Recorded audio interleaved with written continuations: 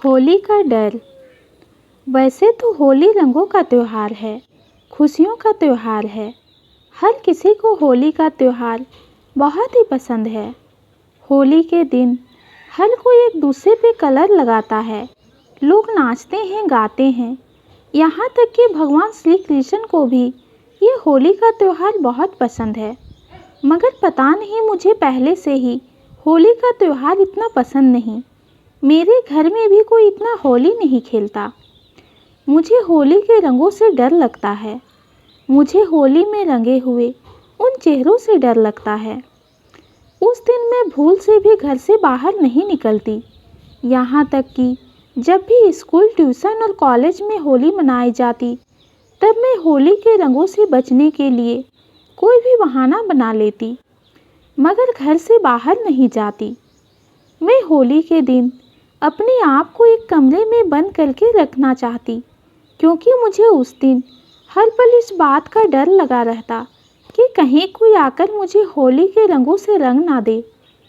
पता नहीं क्यों, लेकिन बस यूं ही मुझे होली के रंग और रंगों से भरे चेहरे पसंद नहीं।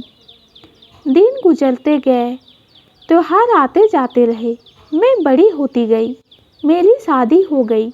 मेरे पति को भी पता है कि मुझे होली के रंगों से रंगना पसंद नहीं।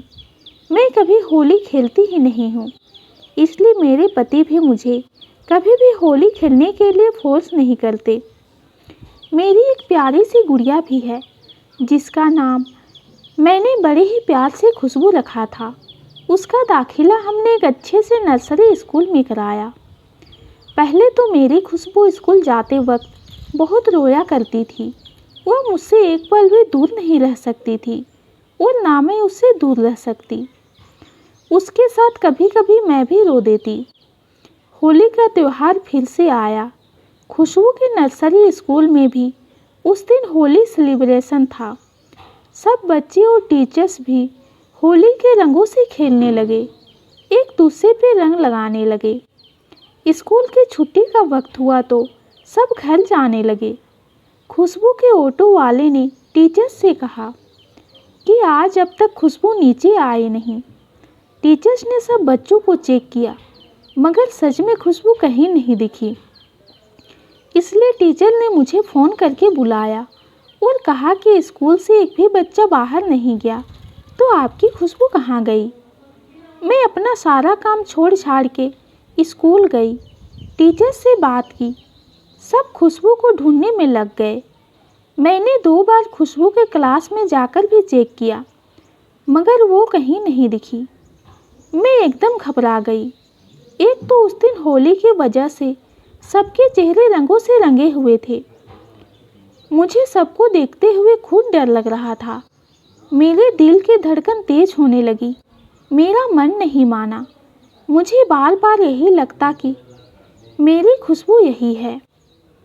मैं फिर से एक बार खुशबू के क्लास में गई, उसे आवाज़ लगाई, खुशबू खुशबू, कहाँ हो तुम? तुम्हें डरने की कोई ज़रूरत नहीं है। देखो, तुम्हारी मम्मा तुमको लेने आई है। तभी धीरे से आवाज़ सुनाई दी, मम्मी मम्मी। मैं पीछे मुड़ के देखा तो खुशबू क्लास में सबसे पीछे वाली बेंच के नीचे छुप के बैठी हुई थी। उसके पास जाकर मैंने उसे बाहर निकाला, अपने गले से लगा लिया। हम दोनों रोने लगे। पीछे से टीचर्स भी क्लास में आ गए। टीचर्स ने खुशबू से पूछा कि तुम यहाँ बेंच के नीचे क्या कर रही थी।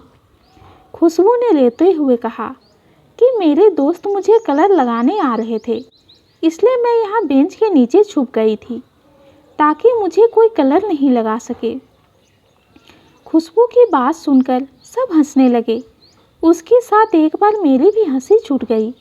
मुझे वो पल याद आने लगा जब मैं भी ऐसे ही रंगों से डरा करती थी और कहीं कोई मुझे रंग ना दे, इसलिए मैं भी घर में छुप जाया करती। अपने सारे दोस्तों को भी कह देती कि हम सब होली पे बाहर जा रहे हैं, ताकि कोई मुझे रंग लगाने घर ना आए। उसके बाद घर जाकर मुझे महसूस हुआ कि आज मेरी खुशबू ने भी शायद वही महसूस किया जो मैं महसूस करती आई हूँ। ये सोच आँखों में आंसू के साथ मेरी हंसी भी नहीं रुक रही थी। घर में ये बात जब सबको पता चली तो घर में भी सब हम पे हंसने लगे।